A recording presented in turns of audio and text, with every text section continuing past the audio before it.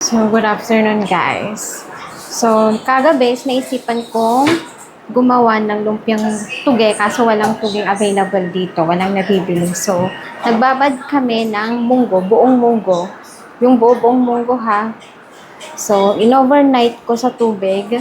Then, pagdating ng umaga, pag may puting-puti nang lumabas, ilalagay na natin sa tela. Then, every minutes or kahit kailan or kung kailan ka pumunta dun sa kusina, diligan mo lang para mag-sprout siya. Papakita ko sa inyo guys.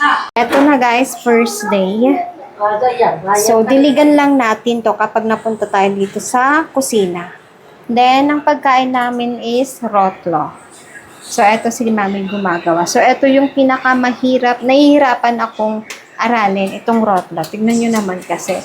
So, hindi mo kasi kailangan gumamit ng rolling pin. Kamay lang ang gagamitin. So, papakita ko sa inyo guys kung paano niya ginagawa. So, nilalagyan niya ng tubig doon. Then, gamit lang ang kamay niya. Bibilog-bilogin lang niya. Then, habang gumagawa siya dito, mayroon lang nakasalan doon. So, dapat mag-bubbles yan ha. Ayan. So, kailangan dapat malaki yung kamay pag gagawa ka nito. Then, meron din bata.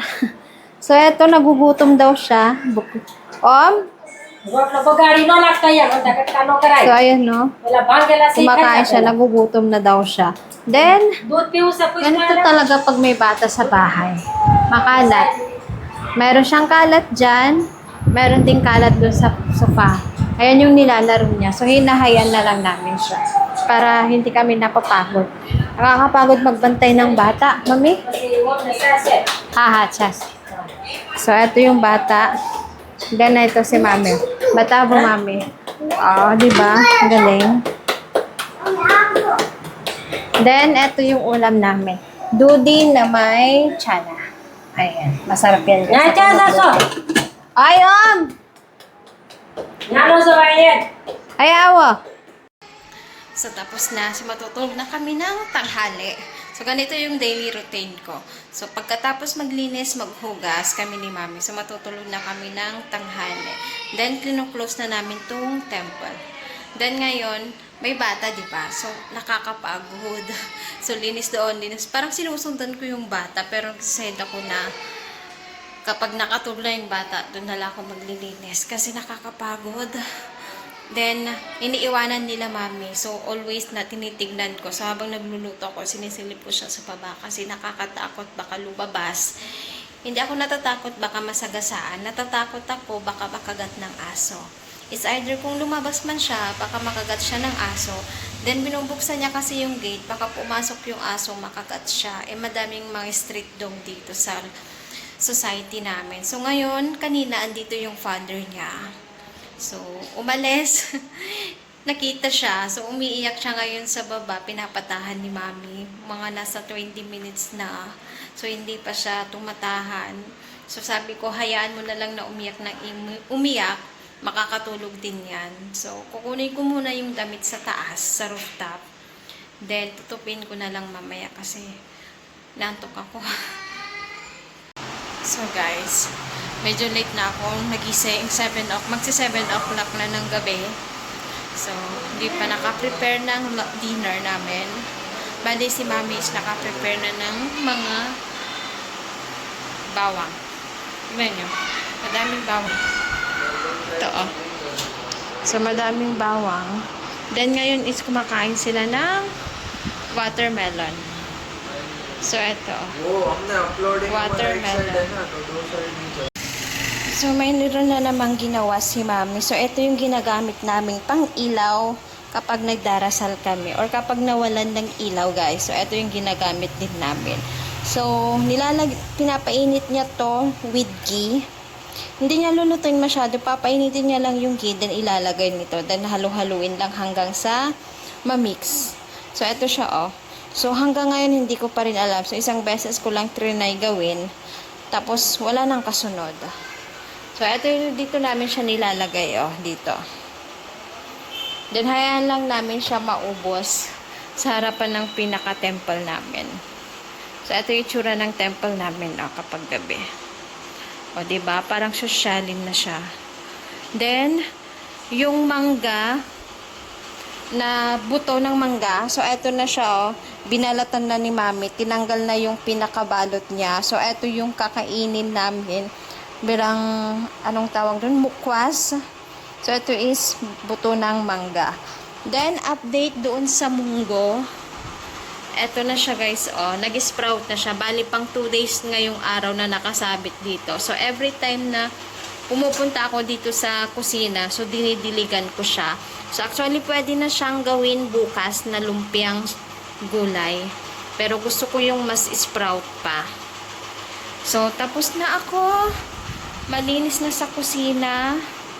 Pati rin dito. So yung temple, mamaya munang isasarado yan. So dito kami ngayon sa labas. Bali si Papa ang nagdadrive kasi si Mami is masakit yung tiyan. Then kailangan namin bumili ng strong na soft drinks kasi parang kinakabag ata siya. So, ilang oras na, binigyan na rin ng gamot, so hindi pa effective. So, ngayon naghahanap kami ng soft drinks. So, ngayon is naghahanap kami nga ng soft drinks. So, meron daw famous na soft drinks dito sa area na to, na super strong. So, pangalawang store na namin to. So, yung una is wala. So, meron sana dito para makauwi na kami. So guys, nakabili na kami. So parang Pinas din, nakabote siya. So sabi ni Papa, strong soft drinks daw. Then 20 rupees. Then 10 rupees deposit na pa. 10 rupees deposit. O diba? Parang Pinas lang din. Pag dibote, may deposit. So kagaya rin dito may deposit. So pauwi na kami. So sana maging okay na si Mami. So eto na guys, yung soda. Is that strong na yan?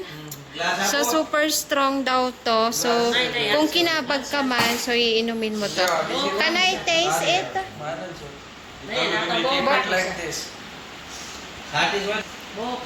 The heart is pure. Like jeera. Zero na. Nine. Oh, Mami. Ayun o, si Mami. Bali, masakit kasi yung tiyan niya. Ilang oras na. So, nagsusuka. Hindi naman siya nababanyo. Nagsusuka lang tapos masakit. Kati?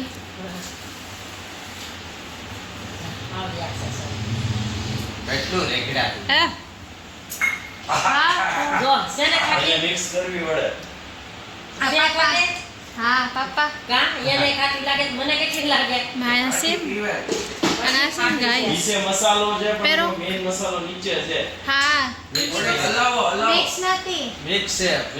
आमा एक Hindi ko kasi siya minix. Kaya yung mga masala is nasa ibaba. Kagaya dito. Bata po, Mami. Ayan. So, yung masala is nasa baba. So, hindi siya na-mix kaya medyo maasim-asim. Pero kapag na-mix mo naman yan, masarap siya.